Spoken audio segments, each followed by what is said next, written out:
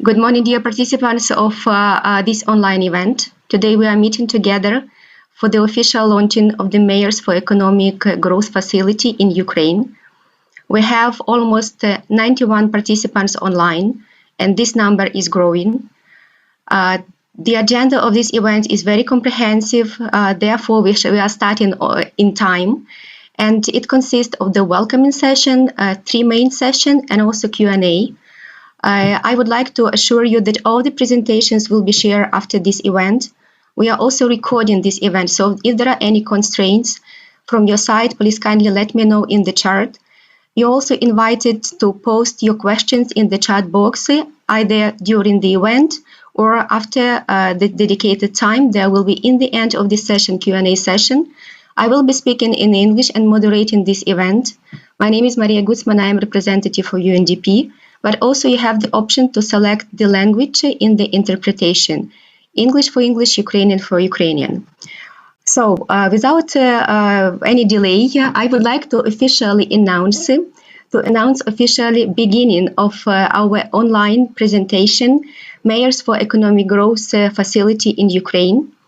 And I would like to invite Ms. Dafina Gercheva to open the welcoming session and deliver welcoming remarks on behalf of Undp Ukraine. Ms. Dafina Gercheva, Undp resident representative, please. Thank you very much, Maria. Dear Deputy Minister, distinguished participants, dear colleagues. On behalf of the United Nations Development Programme, I'm pleased to warmly welcome you at the national launching of the joint European Union United Nations Development Programme Mayors for Economic Growth Facility project in Ukraine. I would like to take this opportunity and extend our sincere thanks to the distinguished partners and speakers participating in the event and express our deep appreciation for the effective collaboration and partnership with the Ministry of Communities and Territories Development on various aspects of regional and local development. Our collective efforts are aiming at promoting sustainable and inclusive socioeconomic development of Ukrainian cities and communities across the country, including in the conflict-affected regions of eastern Ukraine. The regional partnership between the European Union and UNDP is of strategic nature, and the new phase of the project Mayors for Economic Growth gives new impetus to Eastern Partnership countries' strong commitment to rally behind the Sustainable Development Goals as a way towards prosperity, resilience, and peace. Ladies and gentlemen, cities play a critical role in the global economy, providing 70% of the GDP. They consume 75% of the resources and emit between 60 and 80% of global greenhouse gas emissions. Therefore, they should be at the forefront of addressing systemic risks and multidimensional crises like climate change and COVID-19 pandemic, amongst many others, that are hitting hard on the fundamentals of human development, namely income, health, and education, and are further exacerbating vulnerabilities and inequalities. The proactive role and valuable contribution of Ukrainian local authorities to the sustainable development of communities and the achievement of the Sustainable Development Goals at the local level is indeed commendable and appreciated. UNDP Recording stopped. Recording in progress. Strong partnerships with Ukrainian cities throughout all 25 regions, and we are firmly committed to our continuous collaboration for the benefit of the people of Ukraine. The new Mayors for Economic Growth initiative is very timely and opportune undertaking, which will provide ample prospects for local municipalities to address the socioeconomic impact of COVID-19 emergency, boost local economy, strengthen resilience, and enhance prosperity and social cohesion. This new initiative, in its heart, is about transformation and testing out new ways of achieving development goals by a systems lens and engaging in well-designed exploration and discovery. The rapidly changing development landscape and the experience of uncertainty and complexity demand that we tailor our efforts to systems change. That has implications on problem design, going from single point solutions to portfolios, on delivery cycles, shift to longer term engagement, and on partnerships, embracing that solutions are found through rigorous discovery and learning. Mayors for Economic Growth project will enable municipalities to access knowledge and capacity for co-designing and implementing innovative local economic development initiatives. Local authorities will benefit from new capabilities and access to funding for addressing the issues related to economic recovery after the crisis, as well as mainstreaming gender, inclusivity, and innovations in their urban planning. Ladies and gentlemen, dear participants, in closing, I would like to thank you for all that you do. I look forward to hearing more about how we can work together to accelerate Ukraine's transformation into a modern and prosperous state that brings everyone forward, leaving no one behind. I thank you. Thank you, Ms. Gercheva. Now I would like to invite His Excellency, Deputy Minister for Communities and Territorial Development, Ivan Mikhailovich Lukeria. The floor is yours. Доброго дня всім учасникам. Hello, dear participants. It hasn't been long that we have had our final conference on the results of the implementation of Mayors for Economic Growth, and indeed, it's a pleasure for me to be here discussing this initiative of extending the Mayors for Economic Growth implemented in partnership between EU and UNDP in Ukraine. Indeed, the success of the previous project showed that we do need to follow the vector of the movement, because the movement that we had in the project in 2017 through 2020 was the proper one. The approach that we had selected became the basis, became one of the pillars of the activities of the government overall and our ministry in particular in terms of the economic growth and development of our regions. The sense of this facility of Mayors for Economic Growth means that we have the approach of leaning on the communities in the regions, on those communities which are most economically developed, which have added value, which are creating jobs, which become economic magnets in their regions. And our state regional strategy approved for 2021-2027 envisages for the new approach to the regional development policy in terms of implementation of public investment via some functional territorial approach. And one of those functional territories for us are the centers of economic growth, meaning the cities of the highest economic potential. And we are sure that the efficient operation of those city mayors and the good support of the state to those communities will make it possible to provide for the sustainable growth of our territories, of our communities, will make it possible to create those economic magnets in the regions. And we will have the economic stronghold, the economic structure for our country. Those will be the most potent communities in our country, which are and which have to be the key partners of the state, of the government in the oblasts. And we are oriented towards the cooperation and joint work with those communities, based on all of the tasks that we have. For instance, within strategic planning, our scale, we are looking to the updated regional strategies for every oblast and for every community, and every community will have their own strategy for economic growth and development, because therefore they will make it possible to answer the question, why have they arisen like a community? Why have they merged, amalgamated? What are they looking towards to? What are they ready to provide for their own community? And economic investment plans are also linked to the economic growth strategies. For the communities to be able to grow and develop, we need to invest, and we need to invest effectively, because we have limited resource. So we need to invest into those communities which have the highest added value and which are most effective in their work.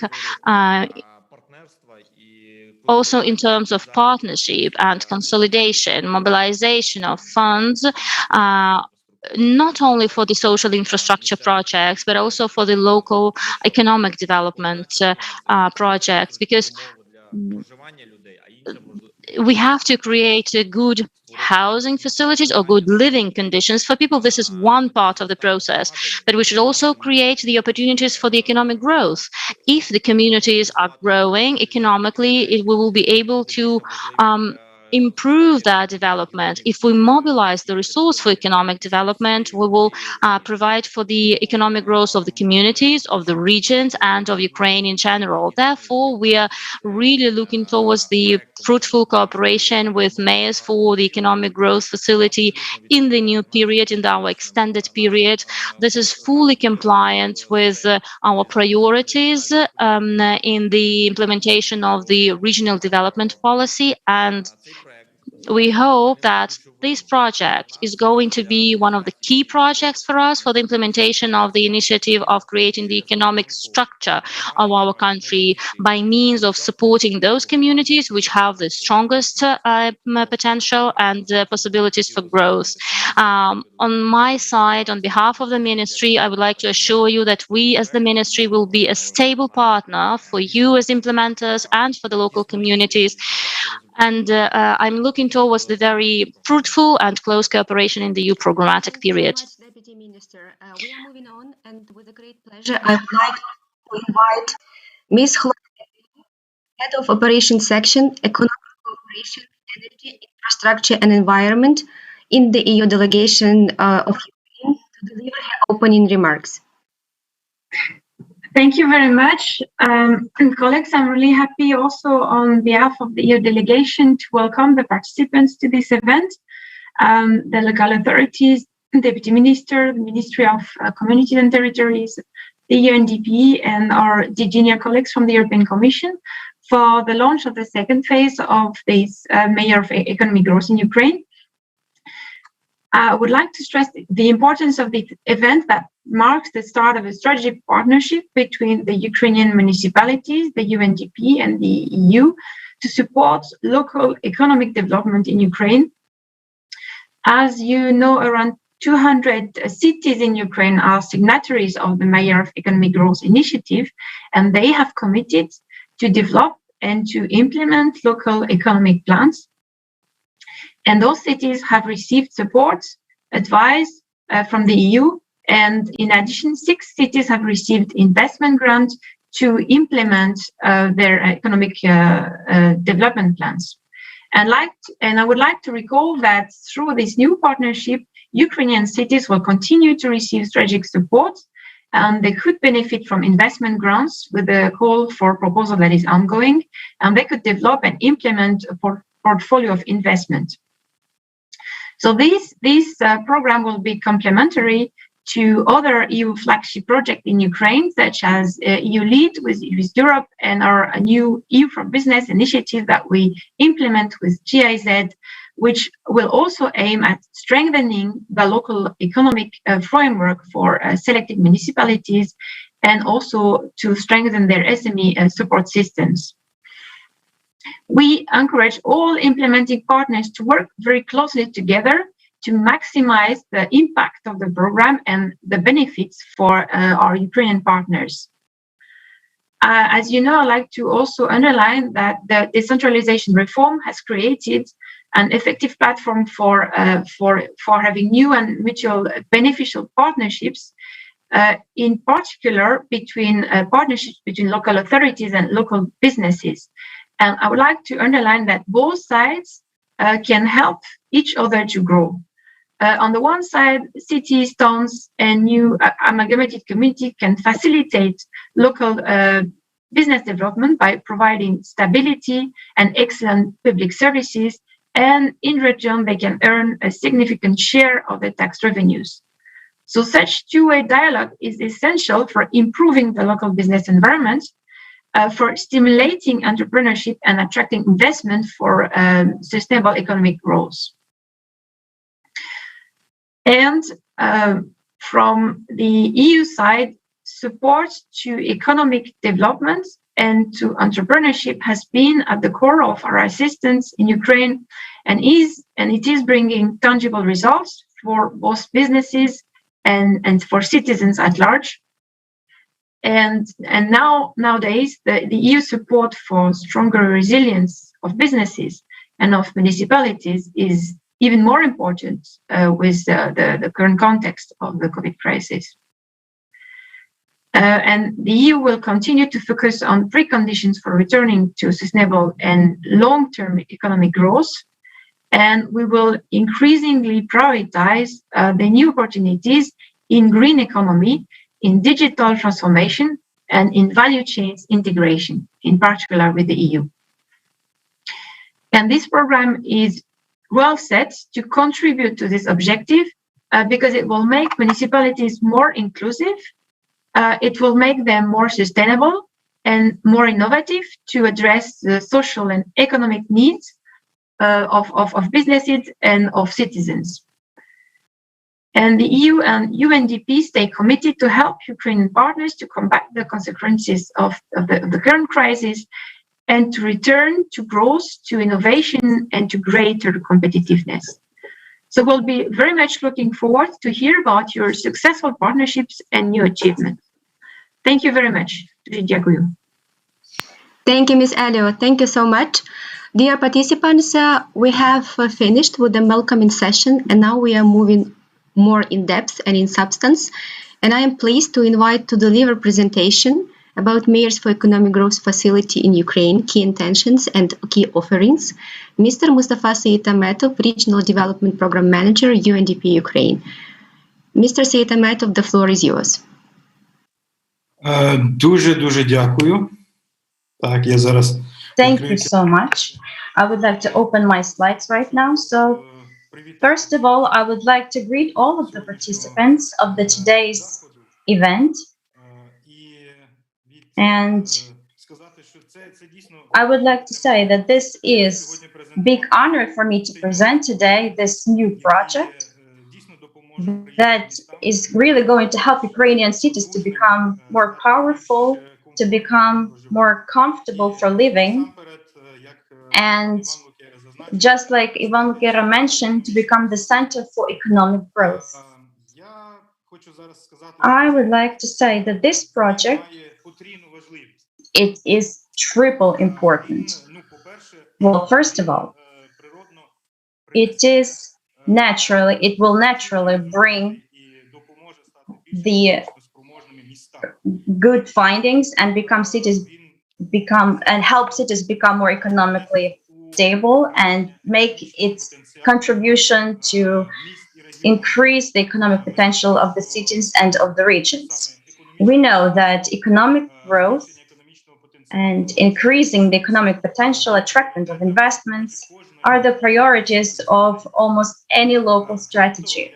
Apart from that, as Mr. Lukera mentioned, the cities are important from the point of view of the state strategy of development, and they are the powerful motors for economic growth of our state, and that is why the state strategies for regional development till 2027 are defined as the points of growth of cities and city agglomerations. That is why, by means of this project, we will help to implement the state strategy of local development. And finally, the economically capable cities that are facilitating development of human potential are important from the point of view of the GDP, of the global, of sustainable goals. And this way, we are making our contribution to achieving the SDGs. Today, my colleagues, in their reports, in their presentations, they will dwell a bit more about how we, as the UNDP, makes its contribution to development of cities using very innovative approaches and methods. And I shall speak a bit more. I will speak about specifics about this project in general, which opportunities it offers to the cities. So I'll try to be very to the point, and then you will hear more details. And indeed, it's very interesting because maybe something of what I mentioned, my colleagues will detail on. That's why I will stop in my presentation on the 3 points. So the first is like, what is this project about? Second, what is new in the approach to solving these problems offered by this project? How does it differ from other approaches, or how does it differ from the ones that were used before? And finally, it will be of great interest to our colleagues from the cities, our mayors, the opportunities it offers to cities and communities. So let's begin.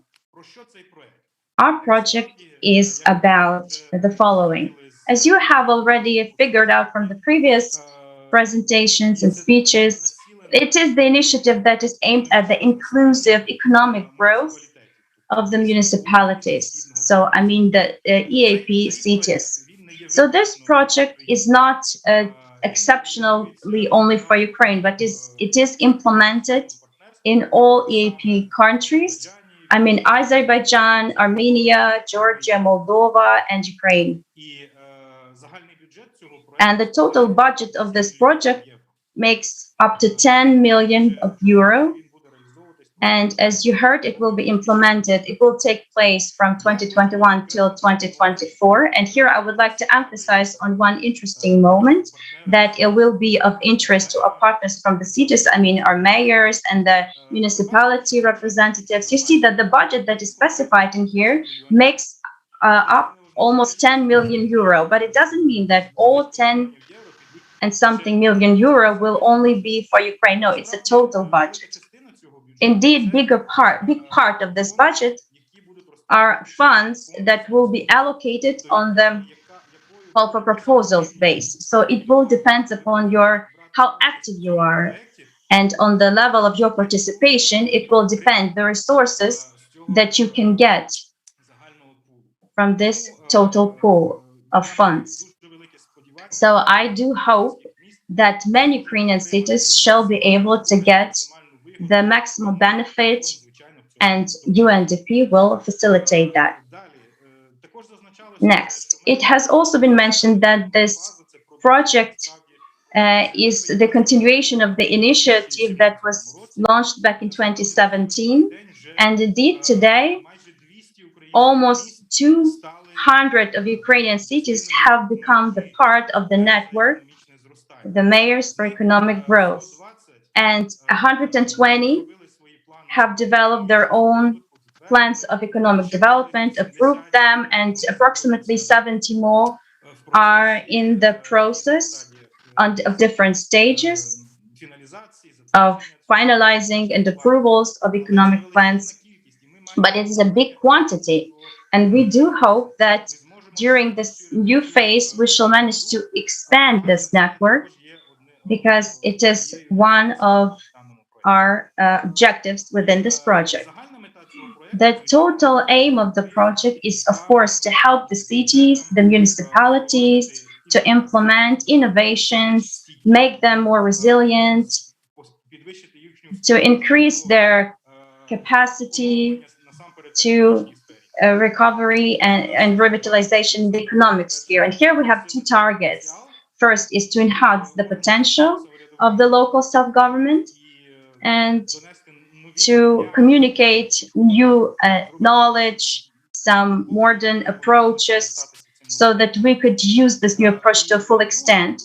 And second task is to support the implementation phase. So when the cities form, and in many cases they have already formed or almost formed their portfolios of projects which are approaching from different angles to solving challenges and help them implement in financial sphere by different means and methods, facilitating them to be implemented. It has been mentioned also by Chloe, and this project will be tightly connected with other projects, and we know that a big number of initiatives and projects also financed by the EU are now being implemented in Ukraine to support the regional and local development, to support the decentralization process, the economic development, and the projects launched to support the SMEs. And of course, this project will coordinate its activity together jointly with other projects being implemented in these areas. So what new does this approach offer? Indeed, this project is very interesting, and not only from the point of view of the financial possibilities that it brings to Ukrainian cities, but mostly from the point of view of this new approach, the systemic approach that it helps to master and implement. And today, a lot will be mentioned about this. This approach is called the portfolio approach. It helps to have a more systemic view at the complicated problems and challenges that emerge. And indeed, it's not something totally new.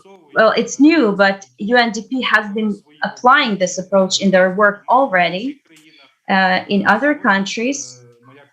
And today, my colleague, Ms. Leila, is going to talk about this. And the main prevailing thing is the systemic nature of it. That those positive changes that we are achieving, that they are becoming more systemic and deeper, and they take into consideration different aspects.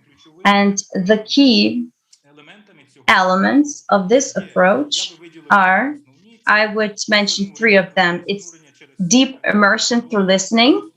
So we are to listen in the framework of this approach to different groups that will either be the beneficiaries of the project or just involved within the framework of these projects, in order to understand better the wishes and needs of different groups of population that are going to benefit from the project. So we do not also ignore the complexity. It is another key element. It's applying systemic glasses, so-called systemic glasses. We see complicated processes, and we understand that cities are difficult systems. They are the living organisms, and they have different problems. When there's some transport problem that it has an impact on the education and also like health. So these are very complicated systems that we are not ignoring their complexity, but we're looking for the approach. And this will also be spoken about by my colleagues. Another important element are investments. So these are the investments that we are making in the framework of this project, but those that help the city to develop and to attract new investment. For example, having upgraded the old part of the city, we do not only facilitate the development of business in this part of the city, but also placing the foundation for new projects, new businesses. And I could give you lots of examples of this kind, but I think my colleague Alexander will do it better for me a bit later. Then, so we shall also speak a bit about the opportunities. This project,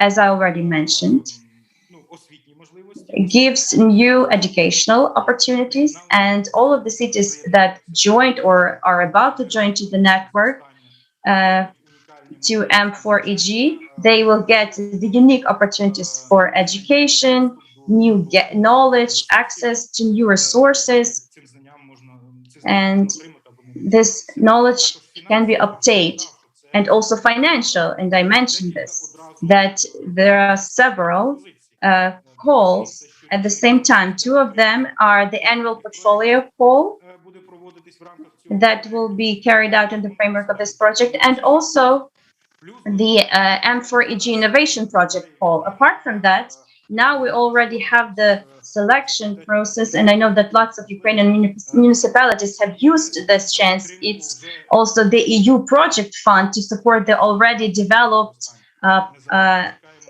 plans of economic development. And so now we're waiting for the results and the implementation of this project. And then, of course, the innovational ones, and that is the unique opportunity for the cities to adapt new approaches and to be like on the front of development, this way revitalizing their cities. On the next slide, you can see the approximate, you see the objectives that were set within this project. And I did mention this, that our network already today has around 200 cities, municipalities, and in total, almost 400. So 350 plus members we have now, but we shall not stop. And we plan that in all EAP countries, including Ukraine, the new cities will join to the network. And those who have already developed or improved their local economic development plans, and those who haven't finalized them, they will finalize them and they will have them improved, and this will enable them to participate further on in these calls and to get support. And also very important, approximately 12 cities in the EAP, they will be selected as pilot ones. They will have the additional support. They will have the additional opportunities to implement this portfolio approach. So they will be given this enhanced assistance in order to shape up this portfolio of projects, initiatives that will help them to, to launch this economic growth. It's not only about these municipalities getting support from like the financial support, but these 12, they will be like on the forefront. And I do hope that a lot of Ukrainian cities will use this opportunity and will become the pilot ones. And of course, we plan that these portfolios that will be developed, they will be activated after obtaining the financial support, other kind of support, and they will serve as a good example to other cities. That is why, going back to the beginning of my presentation, I would like to say that there is the unique possibility. There is a very significant resource that Ukrainian cities can obtain now, Ukrainian communities can obtain now. Therefore, I hope a lot that Ukrainian cities will be very actively joining and will use this possibility.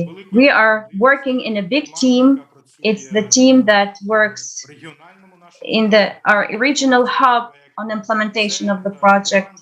It's the teams that work in each of the EAP countries. I have seen some of the colleagues have joined us today, and I would like to thank our big team for this active common implementation. And also in Ukraine, we also work as a part of the program of the regional development and the UNDP regions development program, and we will help to implement this project in all the possible ways. So colleagues, if you have any problems or questions, additional questions or suggestions, please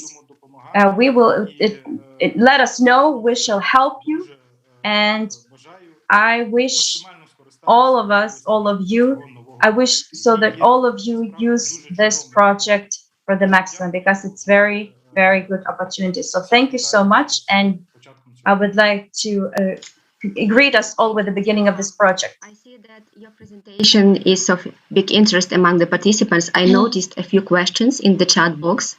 However, I would like to keep them until our Q&A session. and to invite Mr. Gorka Espiau, visiting professor of practice at the Center for Interdisciplinary Research on Montreal and at the McGill University, and a senior fellow at the University of Basque Country, to deliver his presentation about a participatory city, a space for innovations. Over.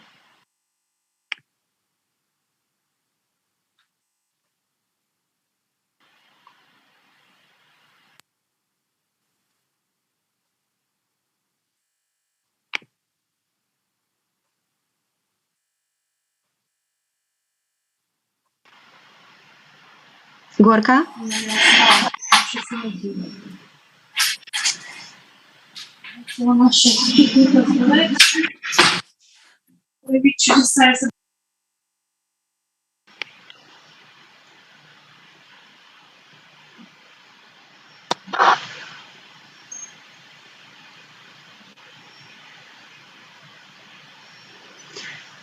Okay, let me call again. Mr. Gorka Espiau.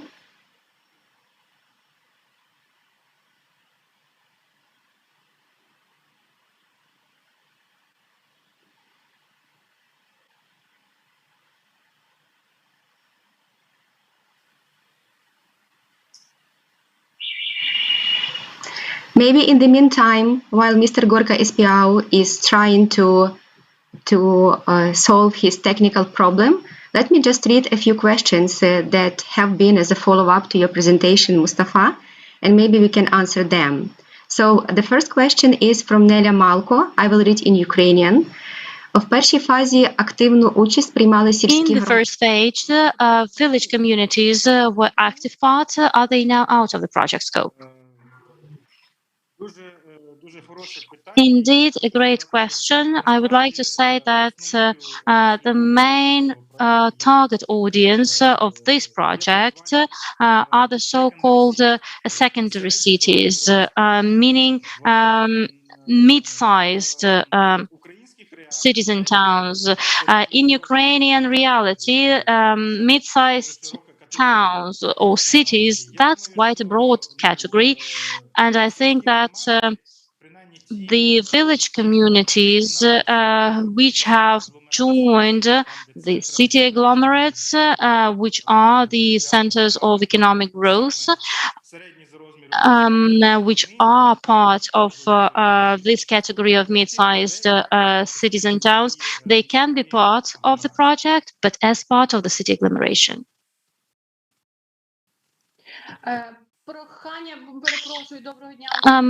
Hello, everyone. Nelia Malko of Association of Local Authorities in Chernivtsi and Bukovina. More than half of the signatories are the village communities, and in Chernivtsi region, we only have one city signatory, and most of the other signatories are village communities. So basically, I understand that we are losing this possibility to be part of the program. Well, not indeed. As I have already said, we cannot say that 120 signatories are villages. What I'm saying is that village communities will be able to take part in the facility because the centers of those communities are either towns or cities. Those are urbanized settlements. Dear Mustafa, if we can, one more question to reply, since we started with questions already. The next one is with regards to the plans of local development. Specifically, in 2020, we have signed the Mayors for Economic Growth, but we have not created the plan for local economic development in 2020 because of the COVID restrictions. We were not convening our group. Can we take part in the program? Yes. Here the question is yes, for sure. We are now in the process of of reconsidering the methodology. We would like to improve the methodology of drafting the plans of economic growth that we were using in the first phase. But for sure, we are not only looking towards new signatories who will join the Mayors for Economic Growth network, but we will continue our active cooperation with those who are there.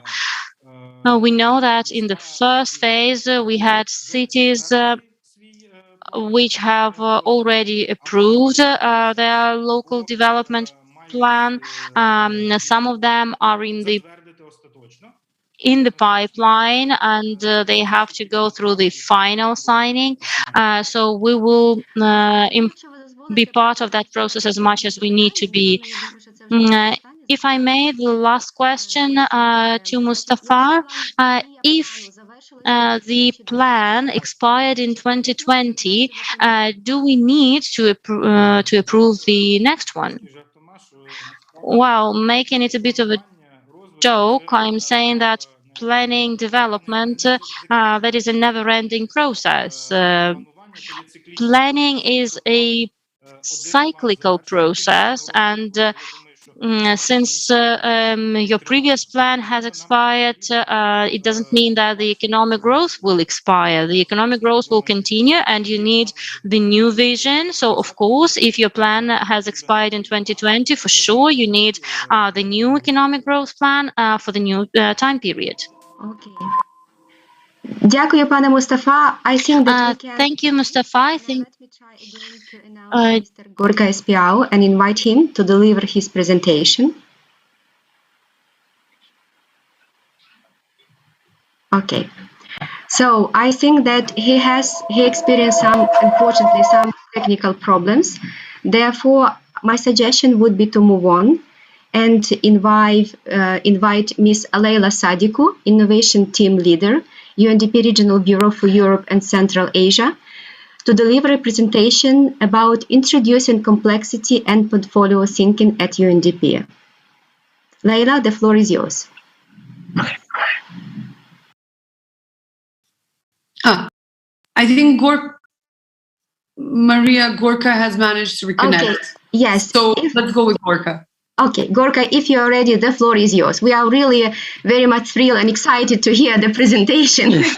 So yes. The floor is yours, please. No, I'm really sorry for all these technical problems, but there seems to be a problem when I try to control my computer that I can't use my control. So I think it has to do with the hosting permits.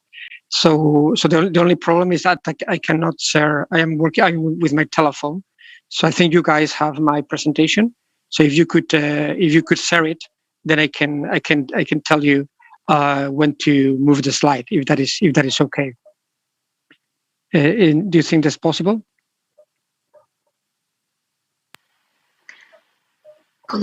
Колеги із арени, Антон, хтось може поділитися презентацією пана Горки? Зараз спробуємо. Да, будь ласка, якщо можна, поширте на екран. Ось. Yes, the technical team will be trying now to share the presentation.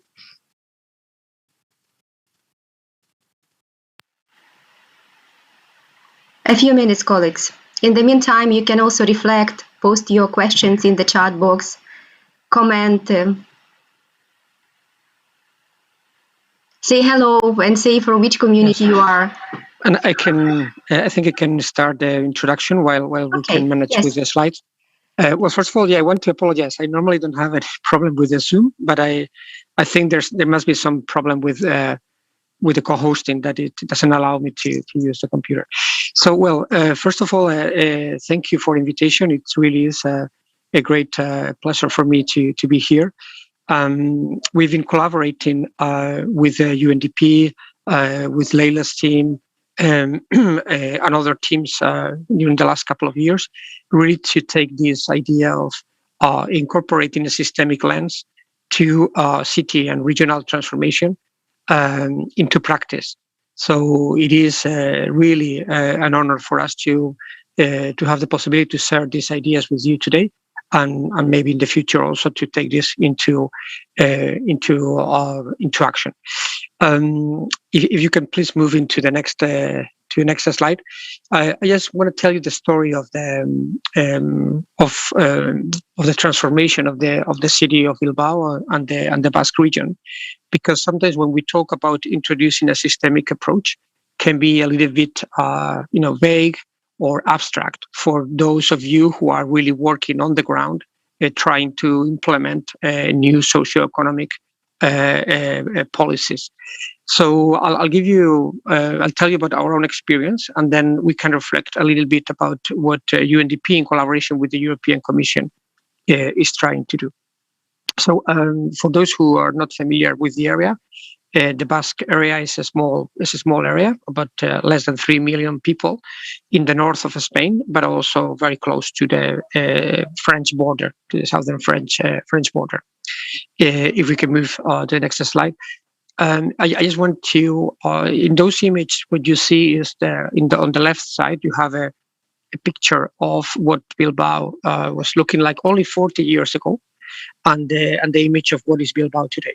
Some of you probably have heard about the Bilbao effect and the Bilbao transformation, and how this the investment of the Guggenheim Foundation into this building has had a huge impact in the city.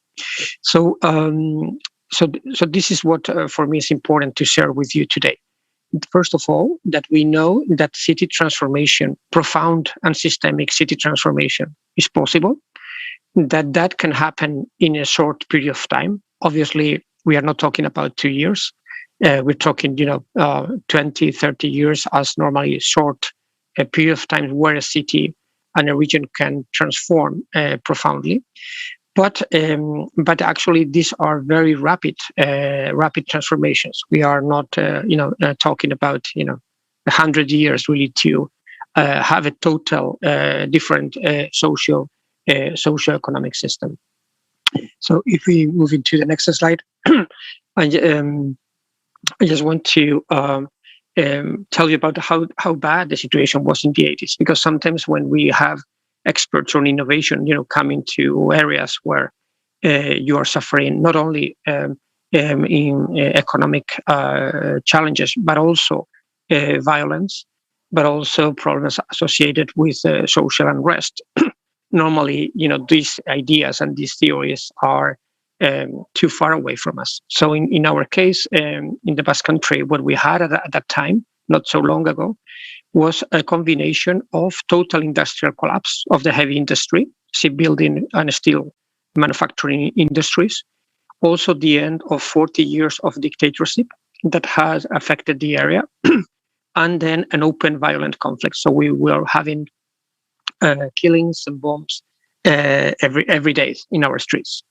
So this is when we say that we can actually connect or empathize with areas that are struggling in this way, is because we were not so long ago in a similar place. So if we move into the next slide, these are just some images of how the city looked like. And when we were in that middle of collapse, we also had floods, huge floods in the city, as you can see in the picture on the right, that actually almost destroyed the infrastructure the city had in the center. Next, please. So when you look at the situation today, the Basque area is very well known because of the manufacturing industries. So that heavy industry that we saw before has been transformed into advanced manufacturing connected with the automotive sector, aeronautics, and other activities. Also very well known because the city renewal and the transformation of the Bilbao city center, as we were explaining, and in this case, the impact of the Guggenheim Museum, but also in the whole area. The other picture you see there is the city of San Sebastian, that is only 100 kilometers. And this is very important for us when we talk about a systemic change. Sometimes some experts talk about the Bilbao transformation as if the Bilbao transformation was not connected with the whole region.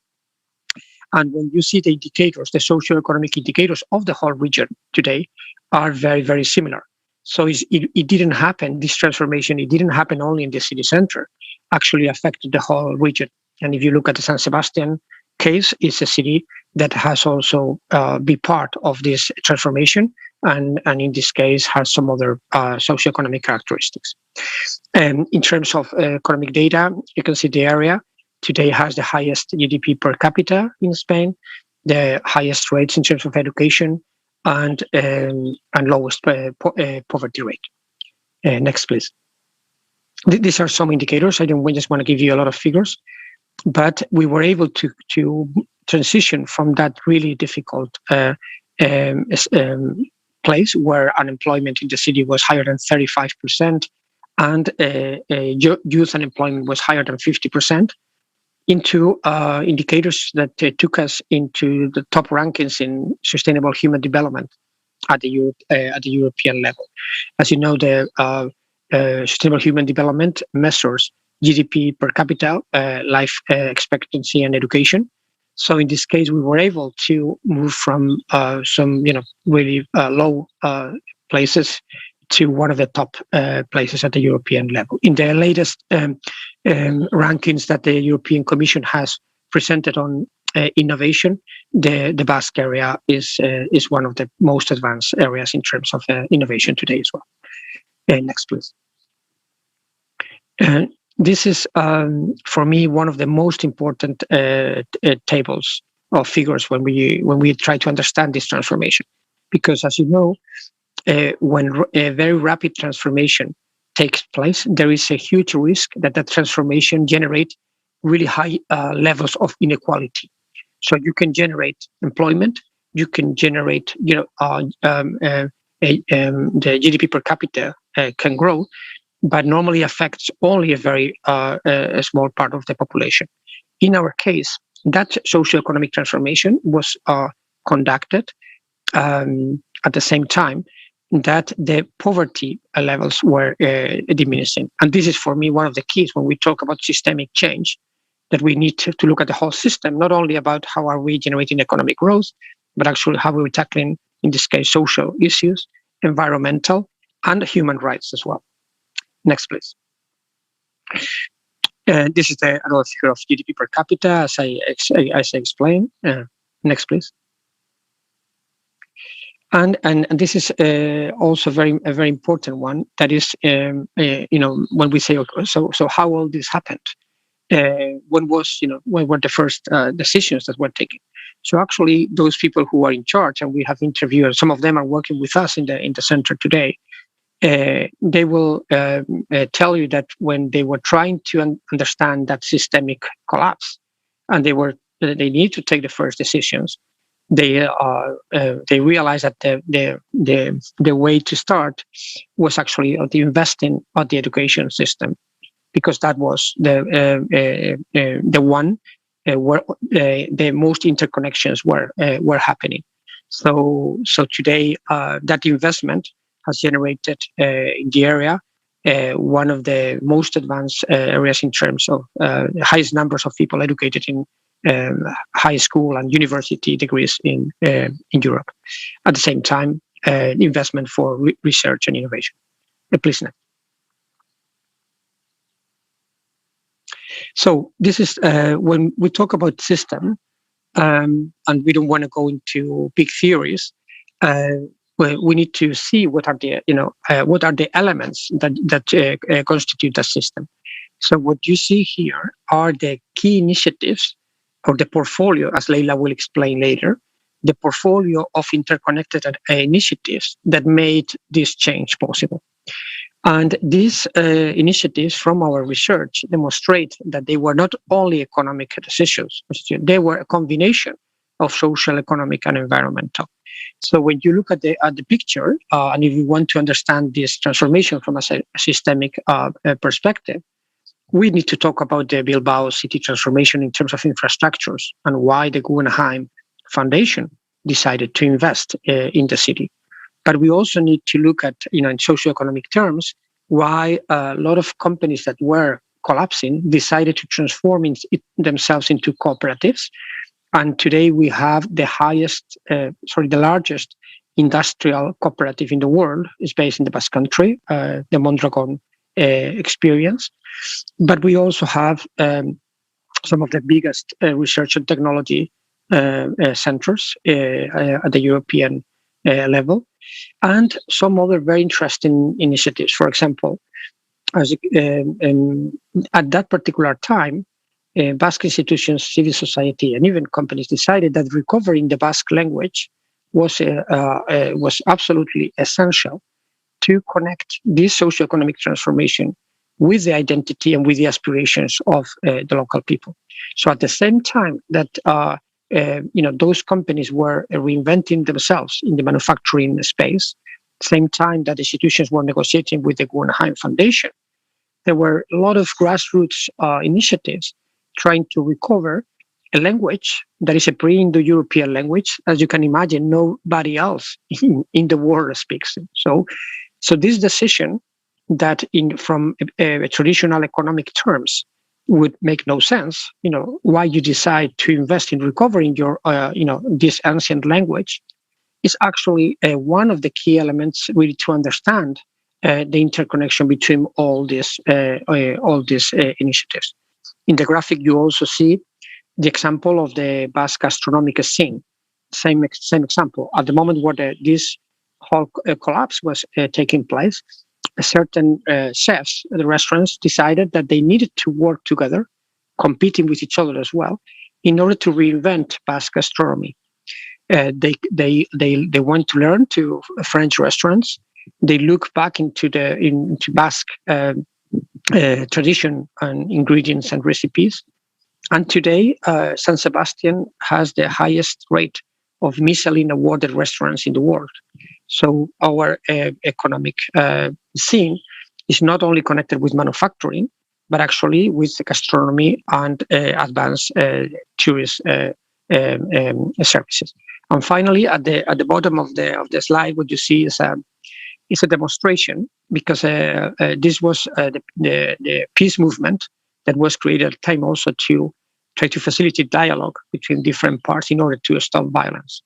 And as you can imagine, in generating a new economic infrastructure, recovering Basque language, generating a new tourist offer, it couldn't take place in the middle of an open conflict. So actually, when you look at the Basque transformation, the Bilbao transformation, all these elements constituted the system. They were interconnected.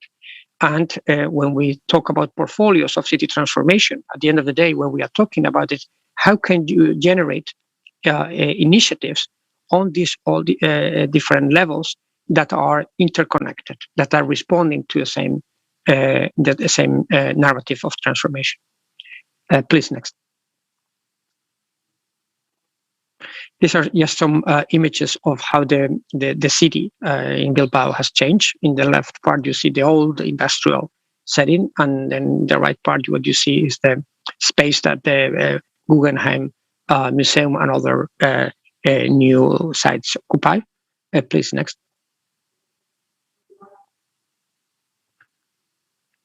And if you click again, what you will see in the right part of the image are some ideas of how to understand this transformation from a system lens. So when we talk about systemic lens, what are we meaning? Well, there are a lot of people who analyze the Bilbao transformation, and they just look at the Guggenheim building, and they say, Bilbao was a city that was collapsing, and then the Guggenheim Foundation and the cities decided to invest in a building, and that building has transformed the whole city. That is definitely not a systemic view. And if you think about it a little bit, how can the questions that we need to ask ourselves are much deeper. So first of all, how the city really believe that in that context of open violence and collapse, the Guggenheim Foundation will come to the city. What were all the initiatives that, as we have seen before, that were taken in order to generate a new economic activity? What were the initiatives taken on the social space in order to support those families that were unemployed? what were the initiatives that were taken on the cultural scene, what were those initiatives taken on the human rights. So when we talk about incorporating a systemic lens, we are talking about not making a linear and simplistic analysis of how a city transforms. So looking for flagship initiatives that normally is not a very interesting option. But when you have a portfolio of interconnected initiatives, as we have seen in the bus case, then an initiative like the Guggenheim, obviously, as part of that portfolio, can have a huge impact, because in this case, it represents physically the transformation of the whole city. But it works because it represents a transformation that is real, that is built on many other elements. It is not just a building that superficially tries to bring a different image in the city while the rest of the system is operating in the same way. Next slide, please. So when we analyze, and this is what I wanted to share in terms of the opportunities that working in this way can bring to Ukrainian cities. And by the way, I didn't have time before to congratulate you for the last night's match. I just what you see here is the spiral of innovation that normally is influencing the way we think about transformation. So this is a spiral that has been taken from the technology, the world of technology, and we are applying critically to cities transformation. So we think that if we explore new opportunities, we identify, we prototype some of them, that those initiatives by themselves might generate a systemic impact. This way of thinking, that is a linear way of thinking, it is really not, in our opinion, helping us to generate the impact that we are deserving. Next slide, please. On the contrary, when you look at the Bilbao and the bus transformation, what you see is a much more messier picture of a lot of initiatives, and this could be a representation, obviously a very poor representation of a portfolio of a lot of different initiatives that were interconnected, but not interconnected only from, let's say, a management perspective. They were interconnected from a cultural perspective. So there was a narrative about the type of transformation that the city wanted that was informing those initiatives. So when we look into the cities who have transformed, we see that narrative that is connecting initiatives on the economic front, on the political front, on the social front, on the human rights front. And there are certain values that are associated to those narratives. So in our experience, we need to listen more carefully into these underlying elements that, in our opinion, are the software that is making those initiatives to work or not to work. Because if you have a lot of very interesting initiatives, but they are not interconnected in a way that is generating a narrative of transformation that is connecting us in a deeper way, then that systemic transformation is very unlikely to happen. Next, please. So how do we listen differently to the city dynamics in order to have a portfolio of interconnected actions that is responding to the needs and aspirations of communities and key stakeholders in the city? So a systemic lens will make us to think not only in the institutions or the decision makers, but also about communities, and listen to those stakeholders differently. Because if we capture what are the stories they are telling us about how the city is at the moment, what are the main challenges, what are the opportunities, and what are the power dynamics, we listen carefully. We are going to be able to identify some key common elements. There will be different narratives, different ways of seeing the city, but there are always common elements that can generate that transformation narrative. So that's why if you look at the graphic you see on the screen, we put K in the center because we say culture with a K. So really understanding what are those perceptions, what is the value system that the city has, will have an impact on the way that we are telling the stories about the city. It will have an influence on the decisions we take. And ultimately, it will define the portfolio of interconnected actions. So Leila will explain later in more detail how those portfolios are built. But in our opinion, you can build a portfolio that is responding to Undp or EU or city officials' needs, or you can build a portfolio that is responding to social dynamics more profoundly. In our experience, a portfolio that only responds to UNDP and city officials' aspirations will be better probably than what you have now, because they are probably more disconnected. But it will have a lot of problems to generate a systemic impact. Really, how we actually listen differently, and how are we informing our co-creation and prototyping initiatives, it's going to be essential in order to generate that large systemic change that I was talking about. Next, please.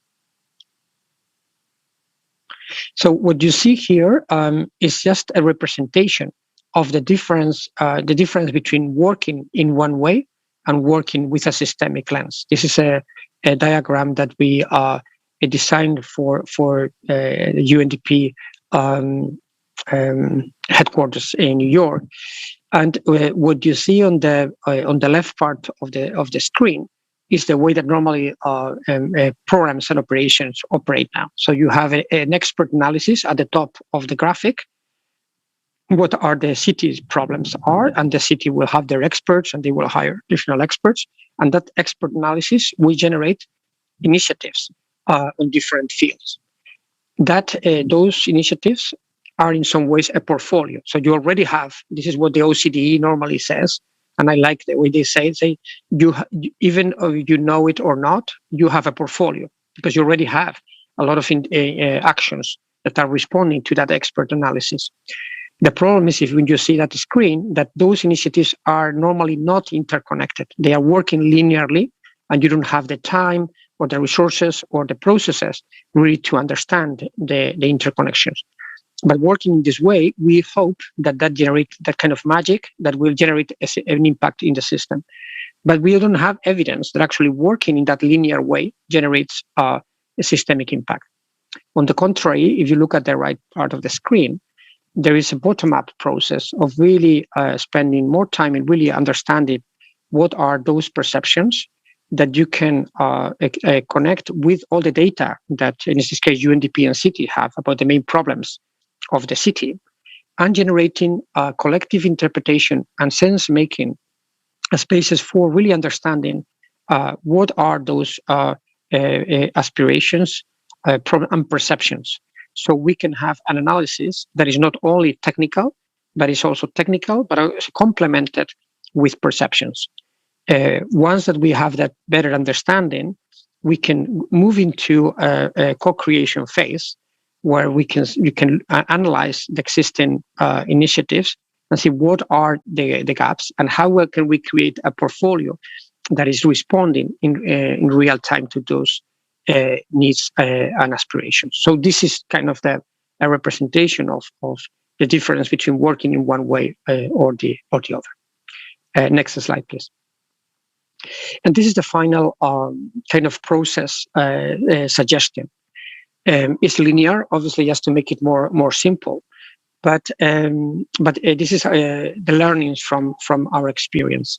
So if you actually want to design a large-scale city transformation program with the aspiration of having impact in the whole system, there are certain core elements that we need to incorporate.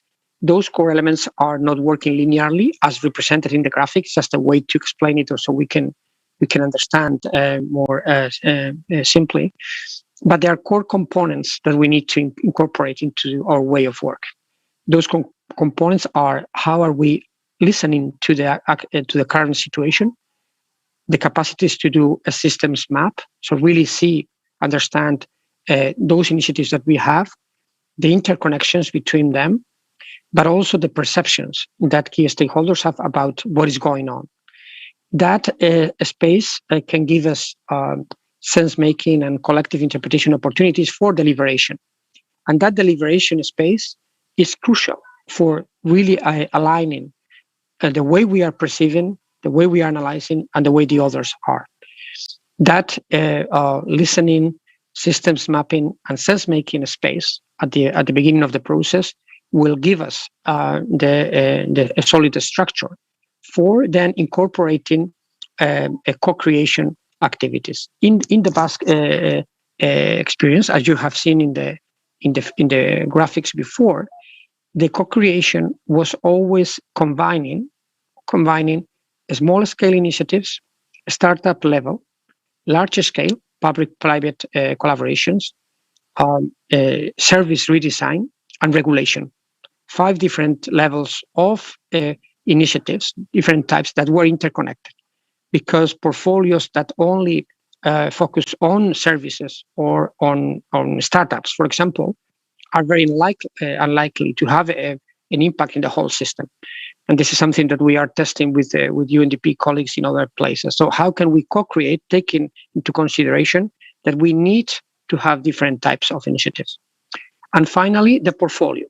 How that portfolio it can actually be structured, monitored, and scaled. And this is something that Leila will be talking about. So I don't want to repeat. But this really transforming the way we understand city transformation into an innovation process that incorporate these core dimensions in our experience has been fundamental. Saying this is very easy. Doing it is very complicated, because at the end of the day, it will challenge the way that we are doing things in many different aspects. In how are we analyzing the information? Do we have time? And how do we structure those deliberation spaces? How do we actually generate a co-creation opportunities systematically on those different levels? And finally, how can we learn to manage and scale a portfolio of interconnected actions? This is for us the key, and this is what is happening in the most interesting experiences of city transformation that we see. And this has been our own experience. So we like to reinforce that when we are talking about these ideas, is not an abstract concept. It's actually the experience we have had about actually how this type of transformation can take place. We are still in the process. We still have many challenges, you can imagine, but we have 2 options as well. We have the option to go back into a linear mentality, or we can try to keep learning on how to incorporate this systemic and portfolio elements. Well, I think I'll stop here because of time. I really apologize for the technical problems, but I hope if there is some time for questions, or if there is any question or question, I'll be very, very happy to take part. Thank you. Thank you, Gorka. Thank you. I think that there is no need to apologize, because your presentation is really something new, breathtaking, and extremely interesting. I must say I like it a lot. And I also can say that there is a lot of intellectual efforts and work behind all this systemic transformation.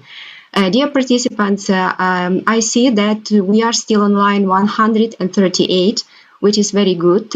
We are in the mid of our event. Let's give some time, Gorka, to take a breath, and please be encouraged to post all your questions in the chat box, or prepare the questions and raise your hands during Q&A session.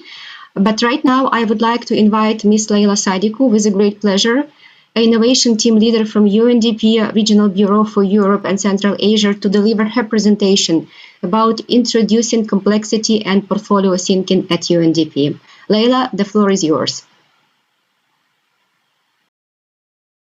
Thanks so much. And it's always very difficult to follow Gorka, but it's always extremely invigorating to listen to him and really take on board and learn from practical experience, and a lot of, as Maria, as you rightly said, a lot of intellectual endeavor to systemize, to consolidate, and to be able to apply some of these approaches.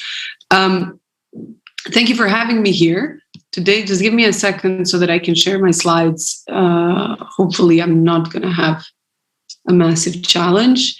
And I want to really say, before going into how is UNDP doing this, that I think from a regional perspective, this project is a unique opportunity, not only because of the approach that we're going to take in, but really because of the true partnerships that we have with the EU in engaging with and testing out new way of doing things, and in that way also thinking about how do we de-risk innovation in a way that and enable system transformation in the process that is useful, effective, and creates impact at the local level.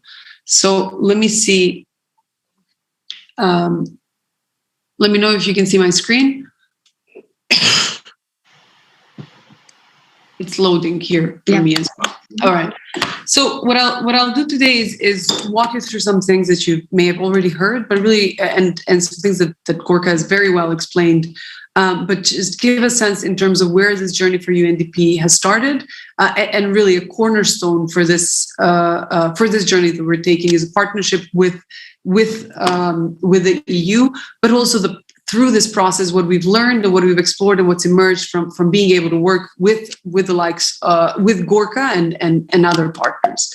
So in brief, I think, you heard about the case of Bilbao and the need to move beyond single point solution, the fact that no single building actually can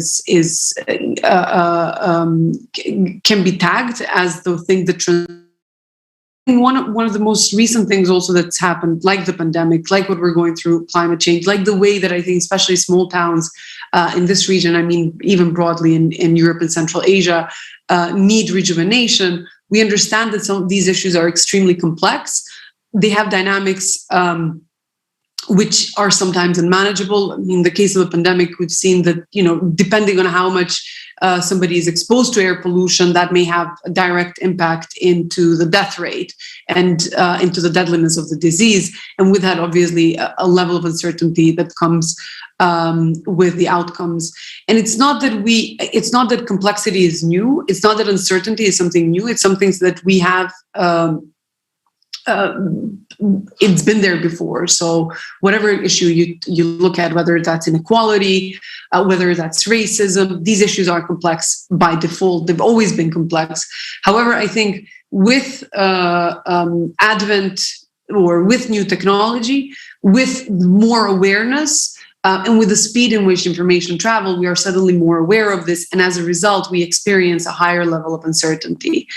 Now, for UNDP, what this has translated into is that we can't work on single point solutions anymore. And this is not only about, what it means for innovation, but ultimately, if we're looking to transform a system, whether that's an urban one, a national one, and actually possibly something like climate change, so an industry, addressing only one angle of it is not sufficient. Also, addressing multiple angles of it individually is also not sufficient.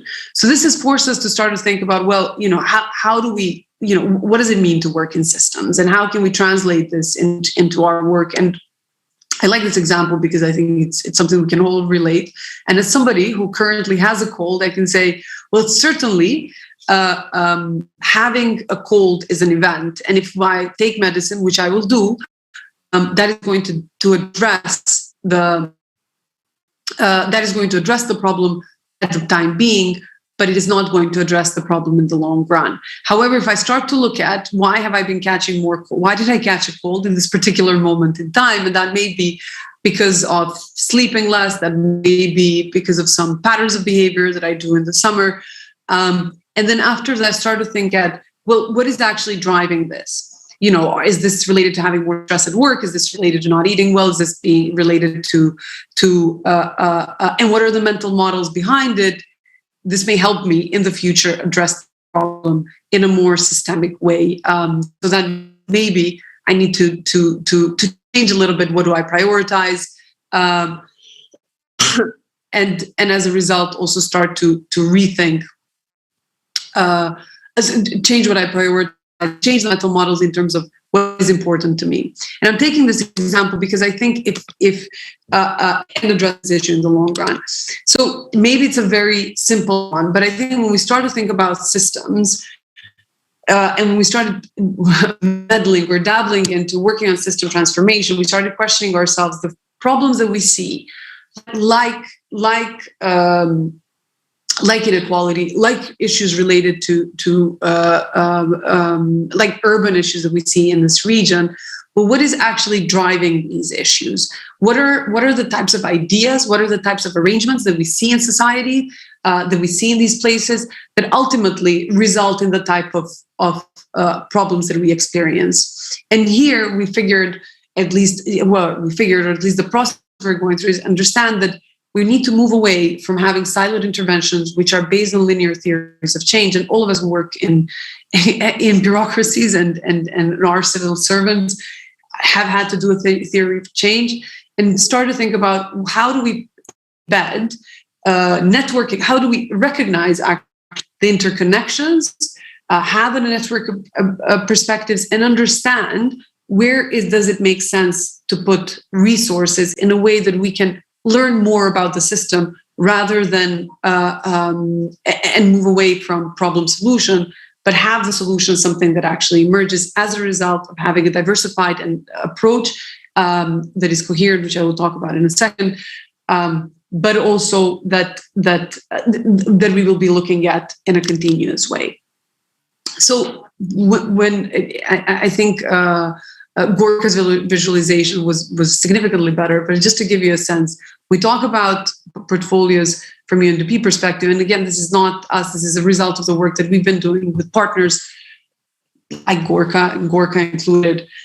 The first point to start is saying, what does this problem look like? So rather than asking what is the specific angle of this issue, when we're looking at how, for example, cities were affected by a pandemic, we asked ourselves, what aspects of life are most affected by a pandemic, which in this case, because we're doing this for UNDP, would be relevant to what UNDP does and its assets and mandates. This moved us away from starting to think, from whether that's addressing the single point issue, like, how do you address the issue of masks or track and trace, to saying, well, actually there's, the individual experience. All of us have been affected by the pandemic. Our home has now transformed into a place where we work, where we shop, where we also live. The work is changing, it's being virtualized. And ultimately, there's something also about the identity of the city that has been affected and will be affected as a result of the pandemic. The second point is thinking about coherence. So portfolio as a word as a term is not new. It's not new to UNDP. It's not new to you. It's not new to any of the organizations. It's actually used across sectors as a term.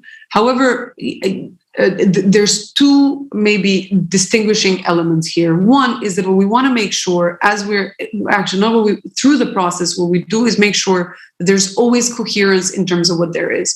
So we agree that there is an overall direction of travel towards which we want to go, and as a result, not necessarily align, but have a diversity of activities that can be and should be ecosystem based on learning, based on what energy is, that can be new activities that essentially add into the existing set of actions that are supporting urban transformation or that are supporting a particular issue, but that this is coherent that this continues to be coherent.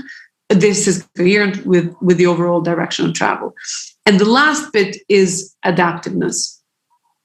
So there's a lot to be said on agility, flexibility, and adaptiveness, but really fundamental to portfolio, to dynamic portfolio management is essentially a mindset that is about discovery and learning. And with that, what that means is as we're implementing, as we're working with your cities, as we're going through this process, we're going to identify new opportunities, adapt, create new initiatives, and as a result, and do that in a continuous way.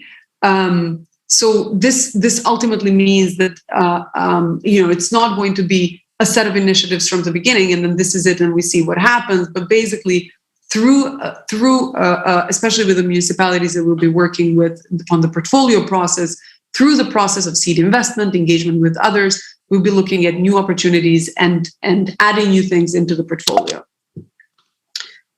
So to give you a sense, this may or may not be relevant, but I thought since Gorka mentioned, I'll talk a little bit on portfolio design. There's 4 key tools that we use, and embedded in this is really, and fundamentally to it is the social listening process that Gorka talked about. The first one is, so we look at the system as a whole through a canvas. We identify where does it make sense to invest, design exactly what those initiatives are in collaboration through co-creation methods, and then apply what Undp has developed together with Zillow, now Cora Foundation, what is a sense-making and acceleration protocol, which is a way for us to continuously learn from what is currently in the portfolio and what others are contributing also to that particular issue on which we're working. So I think the process as a whole, and I'll just take a couple of examples from our current and ongoing work to share how this has been applied. One of the examples has been essentially a meta model on urban transformation, which is basically created a few tools that do 2 things: accelerate the process of designing portfolios for urban transformation, so that we have already identified a few areas which would then be validated, probed at the urban level, at the city level, that allow us to create new portfolios, that allow us to create a portfolio in an accelerated way. And 2, what you don't see here is something like a pump. As I said, when we think about portfolios, something that continuously creates new options, and we're continuously learning, and obviously through that also creating options. So this also helps us essentially accelerate the process of creating new options, new initiatives. So this is already being applied in 4 cities in Europe and Central Asia, and in 4 countries outside. So in Philippines, in Uruguay, in Bolivia, and Ecuador, where we're working directly with cities and starting to see, okay, so if, as the case what you see here, if we're looking to increase vibrancy in Stepanovan, then what are the key areas where we should be investing, where the city could be investing, that ultimately contribute to that overall direction in terms of improving vibrancy in Stepanovan? In this case, specifically, we're looking at the role of strategic partnerships, the collective identity, how to reimagine the city, and then having something that is an attractor, which in this case was how do we make the city attractive for young people, so through knowledge and fun specifically. And if you look at this, what is a structure of a first structure, very early structure of the portfolio in Stepanovan, this already gives you a sense of the diversity of initiatives, or what we call options, that would go into a portfolio. The second example I want to highlight is work that is currently ongoing in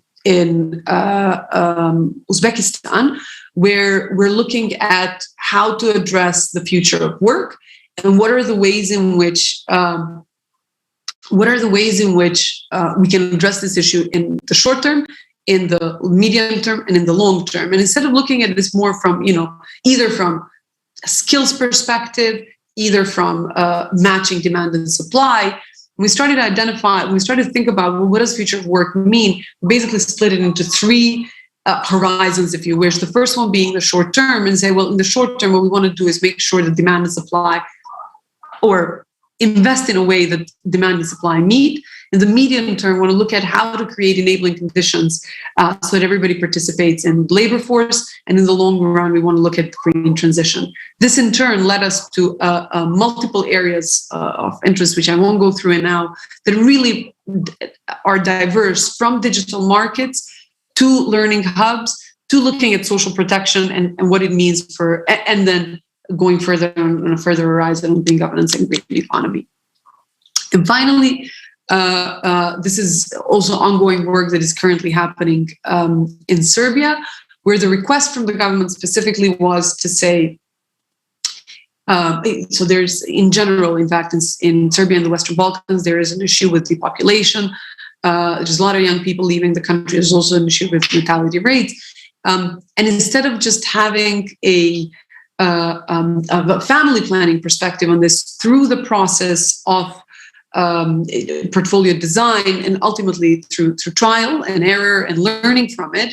Well, maybe not error, but through probing to see the system dynamics, to see the response from the system. We ended up with a more diverse group of options or set of options that enable us to learn actually how can we address this problem over time, that goes beyond addressing, beyond having family policy, into starting to think, how do we enhance human development? How do we create a more open and fair labor market? How can we attract talent from outside? And then also, what are maybe even the gender relationships and how to invest in those? And how are those relevant essentially to addressing this problem in the long run? So all in all, and I want to end here, is there is the process of portfolio development and activation and dynamic management. What it gets us to is at a point where we have more options, those are coherent, and we're able to probe the system in multiple points to kind of see, well, how does it react to it, and as a result of that, adapt. But ultimately, this also means that there is a change in mindset, and it's a change in role, where we move from maybe where we move in different ways in kind of changing our authority. The first one is that only experts or the ones that have authority exert power, moving towards more a learning ecosystem, towards more a collective approach, building in on what already exists, learning from what already exists, tapping into what Gorka also said, as social narratives. The second part is usually when we're thinking about plans, so everybody's got a plan. We're doing a project, we're putting a project together as clear points in terms of what we're going to achieve. This is not different in this very different in this project. We have milestones, and all municipalities, all local authorities that will be a part of the process. There's milestones. There's a very clear process. But in fact, we'll also have a chance to adapt, and based on what is emerging, based on what we're learning, based on how what is coming out from the actions and the activities. The third point is on solutions, and this means moving away from having a predetermined idea in terms of what works to basically saying, well, we're going to discover. And I think if we tackle any type of, if we look at any issue, whether that's climate change, whether that's a pandemic, because that's obviously the most recent one, we found that everybody, when you're dealing with a big issue, actually, we might think we know what works, but actually we're discovering what works. And I think the mindset shift here for Undp in the direction of travel and for the partners that we'll be working with is really towards that dynamic discovery. The fourth thing is around results, and here moving from results to kind of starting to look at what are the effects of what we're doing that is producing, how is it affecting system dynamics, and lastly on accountability, because this seems to come very often. In fact, I think when we talk about working in portfolios, dynamic management of portfolios, that accountability is no longer tied to evaluations, to project reports, but we're looking at a continuous process of learning, discovery that is based on trust and openness across the partners that are involved in the process. And in this case, it will be local authorities, the EU and Undp. And basically not only managing risks and managing being compliant, but really being driven by curiosity, being driven by openness, and being driven by adaptiveness, and being able to actually adapt based on what's emerging from the learnings, from the actions that we're taking. So I'll thank you all. We're really looking forward to working with everybody on this. And please feel free to let me know if there's any questions.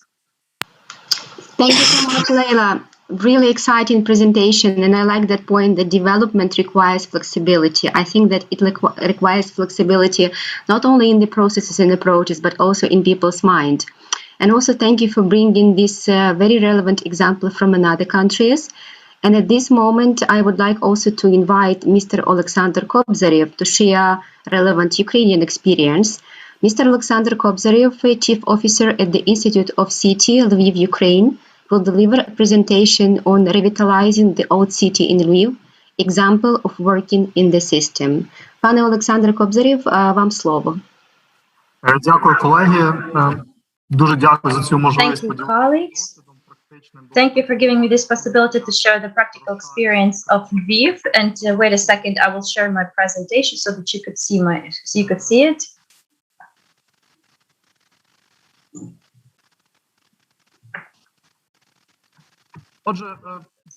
So it was really cool to observe the wonderful examples,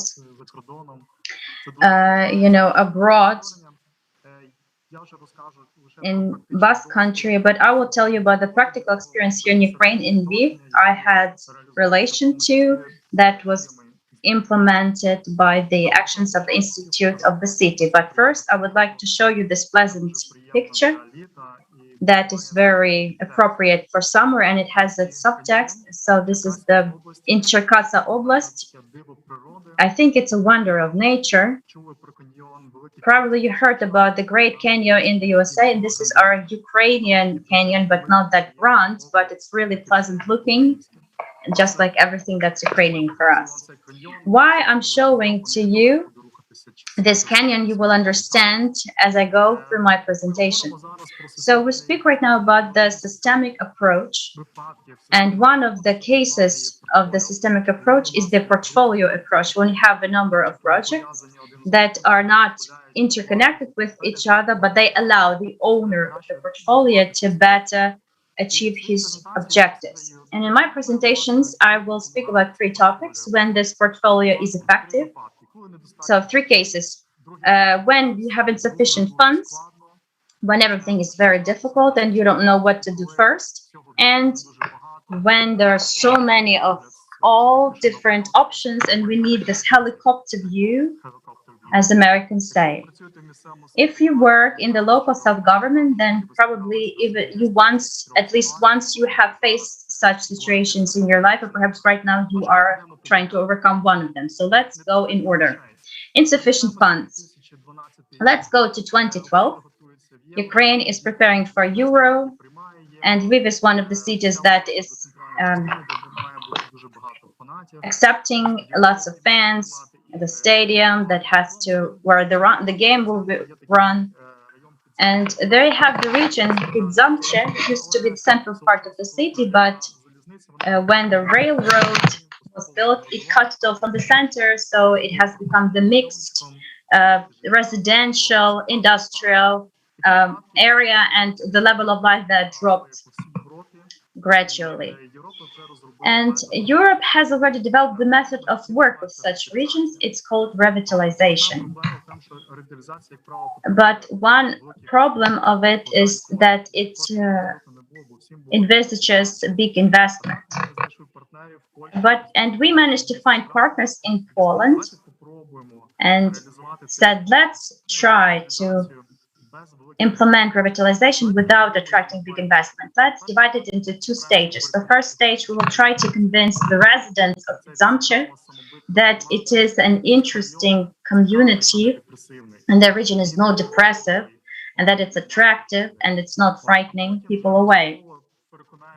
And then we will gradually convince all the other residents of the city and the guests of the city as well. So we made this plan, the project plan. We called it the necklace because it consisted of very tiny projects that we called not projects but injections.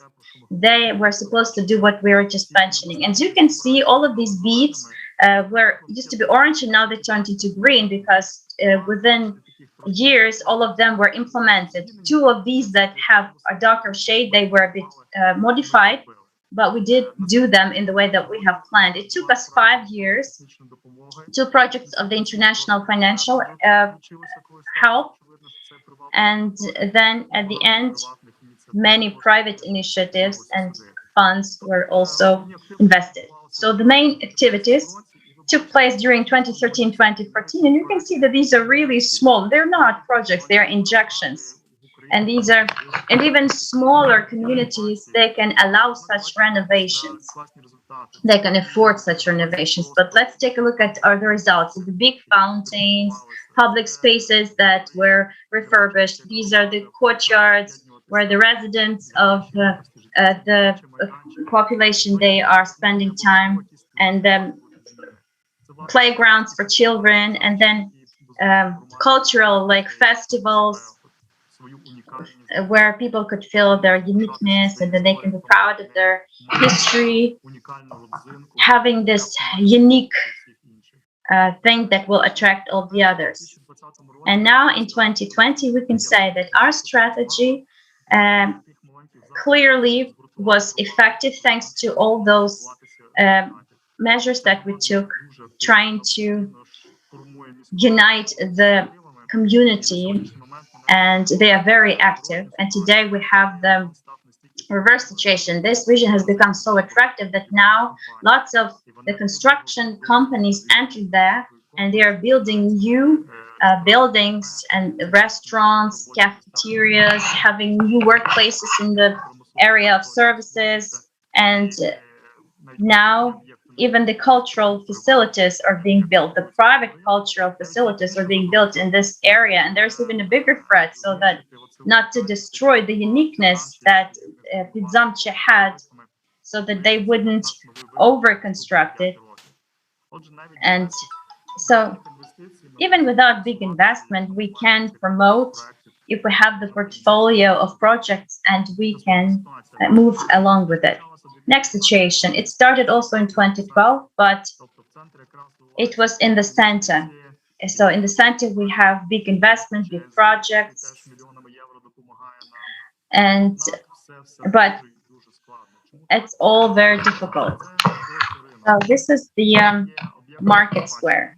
And we have the heritage objects. There are residential buildings, there's trade, there are tourists, and a lot more of tourists there. There's transport. You can see the trolley bus going. And also, finally, it's a public space that is meant to be used by tourists and residents and everybody who has access to it. So if we are to make a decision on this square, who should we ask? The transport service, the Department of the Trade Policy. So you see how complicated it is. So if we speak about the central part, each, so each piece of this square, was difficult. And GIZ taught us this integrated approach where we had to cut this space into layers and analyze them separately first and then together. So we took a look at the heritage, public space, transport, tourism, trade, social sphere, and what we want to do for the good governance of the city with all our services. And then we mapped it all on one map, and so how they're all interacting with each other, so that to achieve the maximum tax, so that it doesn't happen like we have it in other cities. Like first we put the asphalt, and next summer we have to demolish it because we have to do some pipe works. So we already learned from those mistakes, and we know that it can happen. That's why we have to take into consideration many interests at the same time for further consideration. And this approach gave the multi-functional approach, not only those spheres where we made investments. Several examples. So the Institute of the City was involved into the program of small restorations we did together with GIZ. So you can see larger scaled ones. So lots of units that were restored. And apart from the restoration, we in Lviv created the area of small restoration firms. So before this, restoration was only conducted by bigger companies. They wouldn't be interested in several windows or one gate. They didn't want to participate. But here, together with GIZ, we teach, together with the German workmen, we managed to teach our workmen to restore, to provide the good quality of life and the necessary cultural look of the city. I shall give you several examples. This is the restored gates. And apart from looking at good, like aesthetically, it also created the new activity for small business. And when you have in your porch such doors, such gates, you are already thinking that maybe I also have to replace something else in this porch. So it had a powerful motivating effect. And this project is one of my most favorite ones that was implemented together with GIZ in our city. This is the restoration of the synagogue space. During the Second World War, the synagogue was destroyed here, and for some time it was just the empty space that wasn't used anyhow.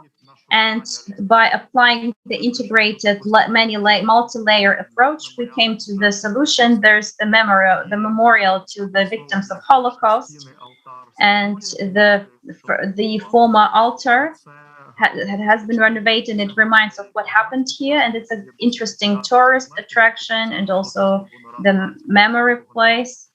And quite often there are people here who come from different motives, just tourist and or personal. So we see that when everything is very complicated, we can divide it into parts, but to constantly analyze the interaction to achieve the powerful motivational effect. But the situation can happen like this when we have too many of the strategies. You already heard about two strategies: the integrated strategy of city development and the city development of Zamche. And there is also the of the economic growth and many others that were developed also together by the network of the economic growth. So we've always had many different ideas, and then we just thought, stop, we have to know how to organize this. Where are we moving? If we have more than 120 different strategies, we have created and analyzed and distributed them per sectors and created the complex strategy. And they can be divided into three priorities. This is the comfortable life space, the developed economy, and what refers to a human being, the traditions, knowledge, culture, and different humanitarian directions.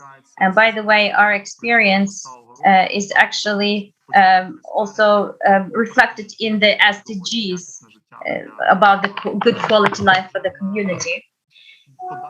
And on the further levels, when we see this umbrella, we have different bricks of different strategic documents. And in each of these three priorities, there are their own programs and examples. For example, the comfortable life is not possible with the mobility. We're not speaking about the strategy of public transport. We're changing the concept. We're saying that we are to, that the person has to get by bus or by trolleybus. No, we say that the city is to provide the comfortable, fast, safe movement of this of the human being from point A to point B. It can be in any possible way: bicycle, car, bus, but it has to be very user-friendly. If we speak about the developed economy, we have to mention the we can mention the LEDPs, and we are aimed at development and support of entrepreneurship in its different forms, starting from school and finishing with the requalification of the staff. And third, we are creating the investment attractiveness and the export activity. If we speak about humanitarian direction, then as an example, we are actively working right now with UNICEF, and they have the three priority programs. The first is the right or respect, and we have to say that our cities are not projected for children. We have kindergarten, schools, and playgrounds, but when the child goes outside, then the city is not adapted or adjusted to children. So it's not, it seems we don't recognize children as our members of communities. So we have to reconsider this. Once we were at a UNICEF event, and they put on the glasses of virtual reality and to see how the city looks from the 1 meter like size. So we will see that it looks different than the way we see it as grown-ups. So we are speaking that about student parliaments or children councils, and at the end is the right for the health. And this is social protection and health protection. This is how all these strategic documents look like, and all these smaller portfolios, if I can mention. And you probably already understand why I showed you this pleasant picture of this canyon.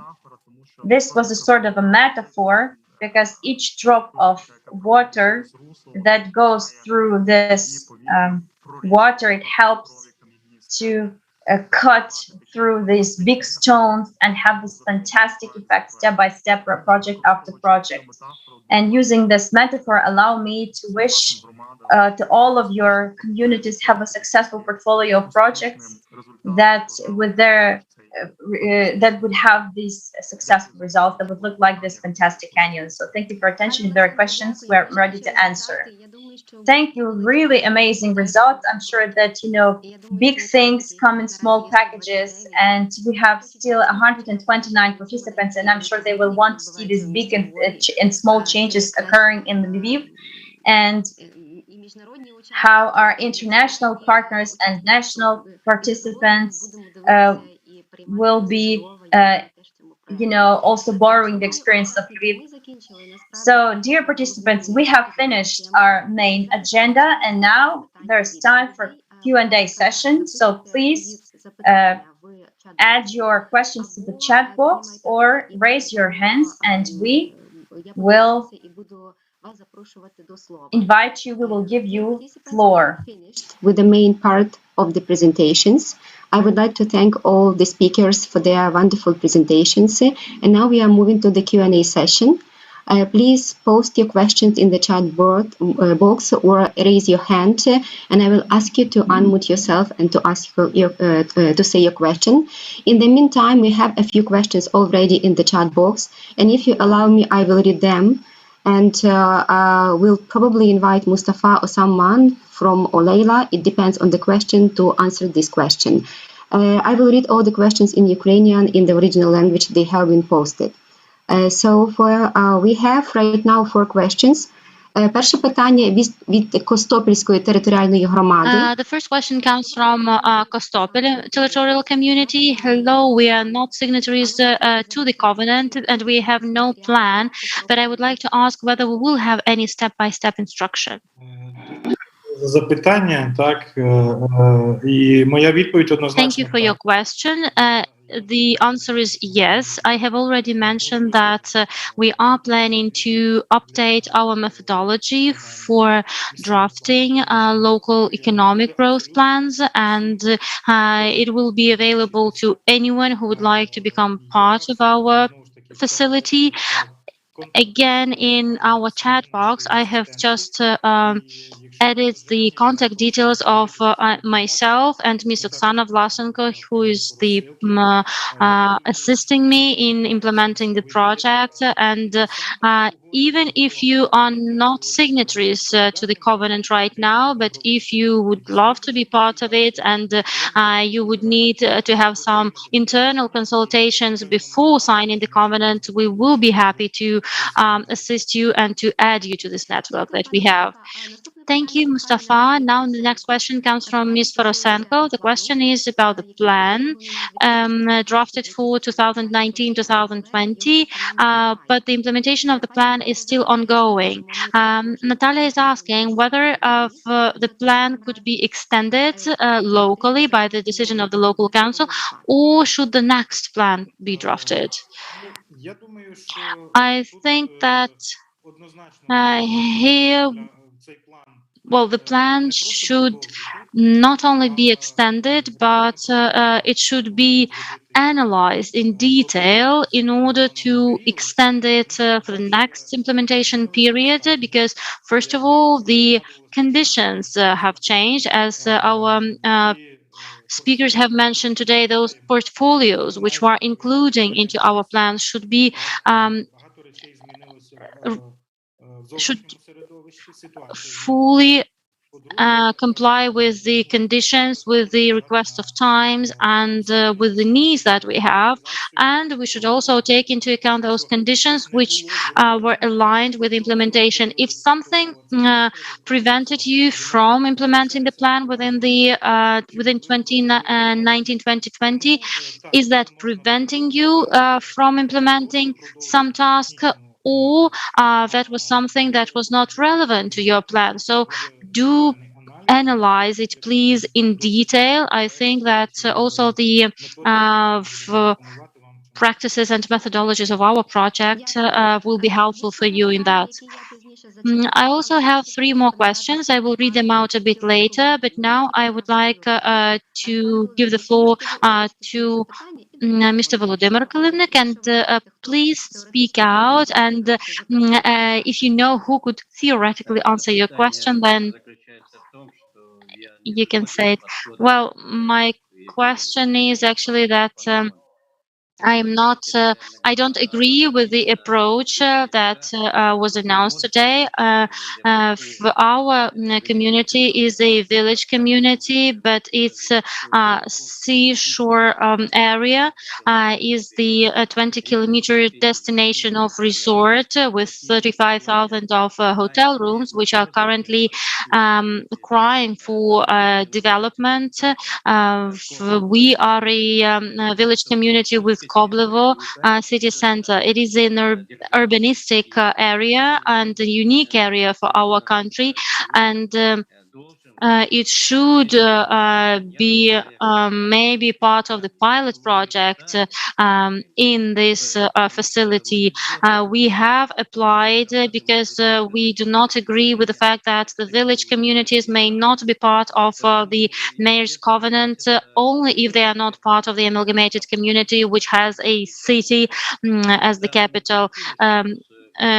We didn't get the status of the city so far, but we do have some elements: 41,000 hectares of land, unique natural resources of Ukraine. They do need support in development, and they do need to make some exceptions probably, because the community needs this support, and we will be using these opportunities and experience. For instance, Lviv has 2 institutes who have 2 recreational complexes, and what we've heard today from Alexander about their unique experience, we can also implement here in our community. This is my opinion.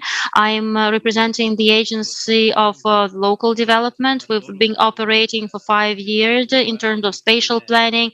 We are using international practices, and the approach that you are demonstrating today is excluding the unique territory that our country has from this process of the facility. If I may, I will reply this question. There are some other related questions to this, asking organizers to provide for the official reply about the village communities, especially those who are already signatories. I have mentioned at the beginning of our presentation that we do have lots of signatories of the Covenant of Mayors who are part of our facility, and we have many communities with amalgamated urban and rural communities. We are not excluding any of the communities who have signed the covenant and the first phase of the process. We will not be excluding any community from this project, from the extended stage. All those who were part of the first stage will be supported also in the second stage of the project, which we are launching today. Secondly, the thing is that part of the resources, part of the support will be sourced and allocated based on the competition, and we have to think of how we can provide for the possibilities for the to be competitive. in these competitions and to provide for our own possibilities to implement them. Yes, we need to give it a good thought with regards, of course, to the knowledge and to the capacities. All of our signatories are part of our network, and we will continue supporting them. We've had several other questions with regards to the plans which were drafted before the amalgamations of the community, and now the members of the communities are asking, do the plans need to be updated now after the communities have been amalgamated? I see a clear connection here, because lots of communities which we have now after the amalgamation in the decentralization process, we have those merged communities with urban and rural population. And when we have this, and sometimes we have this gap in between two plans, when we have the local development plan for the city and local development plan which was needed now for the whole amalgamated community. Of course, we need to update our plans. Of course, because the system we have been working with has changed. It has the new territory now, new community members, and we are coming to the basic approach that we have. We have to take into account all of the interest of all of the members of the community, all of the groups of our newly amalgamated community. Our new system, our new plan has to take into account all of their interest. We have to listen to the voice of everyone in the community.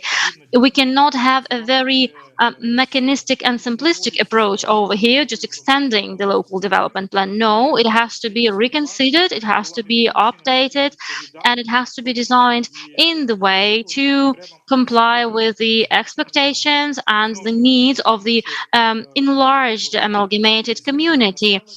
And I would like to stress it again, the fact that we have mixed population, rural and urban population, it does not interfere into any implementation. As Volodymyr has mentioned, it also only provides for the improved capabilities. Thank you, Mustafa. I think we will add another important question, which I see now coming from Lilith. And I think lots of our participants may have similar questions. Lilith is asking, how are we going to work with the communities?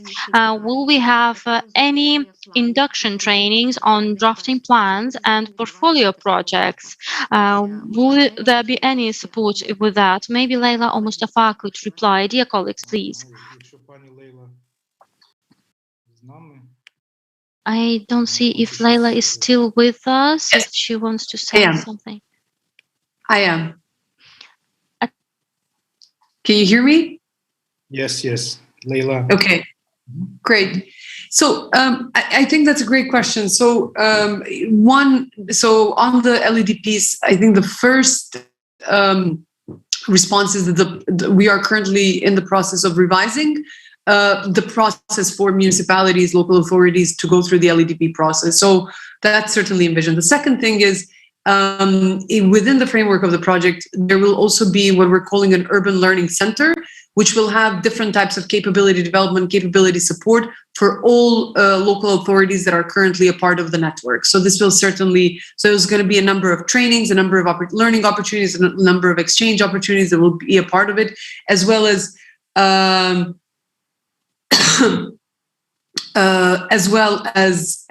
linking to other cities in this region, but also outside, who are working on similar approaches.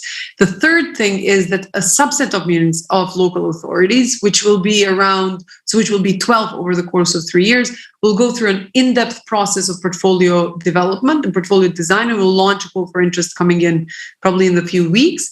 They will, with those municipalities, that will be a deep engagement in terms of applying the approach. So with those local authorities. So I think these are the three key ways in which you'll have a chance to have support, but also to learn about new methods, new opportunities, and engage with stakeholders. Thank you, Leila. Дякую, Лейла.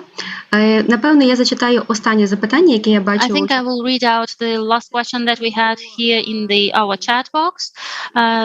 This is concerned, comes from Tatiana Chudakivska.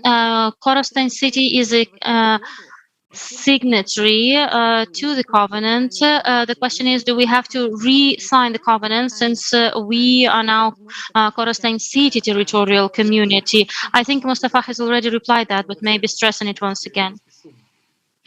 Sorry for the noise that you hear in the background now. Yes, I have to stress it once again. You don't need to re-sign the covenant. You don't need to re-sign the agreement since in Ukraine, there have been quite considerable changes and decentralization process going on between the time frame of implementing the first phase and this start of the implementation of the second phase of this project. You will only have to provide us a written note confirming that your territorial community is still willing to participate in the Maize for Economic Growth facility. But it also means that this step of providing us with a written confirmation note should be followed by the next step. You should clearly understand that your local economic development plan was aimed at a little bit different system, different territory. So now you will need to at least analyze it to see whether it is still relevant or some proper changes need to be implemented because the administrative composition of your community has changed and the environment and conditions have changed.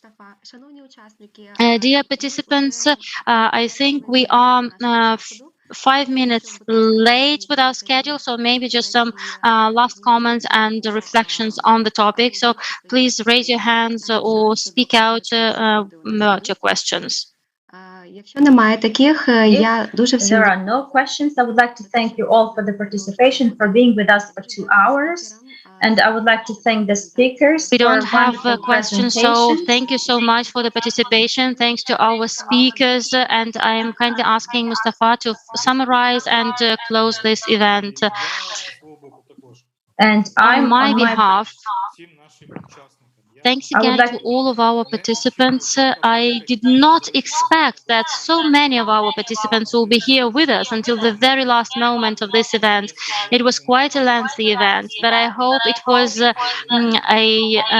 interesting enough with new information, new knowledge that we have just opening up the new horizon. The world is changing, Ukraine is changing, we are changing due to all of those processes, and we have to aspire to new horizons, and we have such possibilities. So this project that we are officially launching now is going to make its own input into this transformation. So I would like to stress it once again that I'm expressing my huge gratitude to all of our participants, to all of our wonderful speakers, to Gorka, Leila, Alexander. The messages that they were delivering were really so much interconnected and cross-cutting and adding value to each other, that we, being part of different countries, having different backgrounds, could felt that we're listening to the like-minded team. So I'm hoping that we will find that same like-minded members and team in all of our signatory teams, signatory communities, and that our communities will use the utmost opportunities that we are providing. And of course, I do not want to exclude our partners from other countries, from the Eastern Partnership countries. This is a unique opportunity not only to cooperate and share our experience, but also include the best practices from the other countries who are more advanced, who have good cases. We also see that we have unique experience in Ukraine, and I'm sure that many communities can share their good practices and experience. And to finalize it, I would also like to remember and quote Gorka, saying that indeed you already have your portfolios because you have many initiatives already, and linked and interlinked with each other. knowing your possibilities, we will be able to have a multiplication effect, which will be fostering the development and transformation of our cities. This is what I'm sincerely wishing you, wishing us, and I would like to assure you that we, UNDP, will always be supporting you. Thank you so much, and we will continue working with you. You have our contacts that I shared, and please follow our official messages on the website of UNDP in Ukraine. And shortly, we will also distribute the link to the new website of the Mayors for Economic Growth facility. So I'm saying goodbye, not bidding farewell, because I'm really grateful for participation and looking to see you again. Thank you, Mustafa. Dear colleagues, I see that we still have some questions in chat asking if there will be possibility to share the presentation. So yes, we will repeat our question to the speakers, asking if we can share the presentations and our replies. And thanks for everyone being here, to Arena for the technical support and interpretation. Thank you so much. Bye-bye. Recording stopped.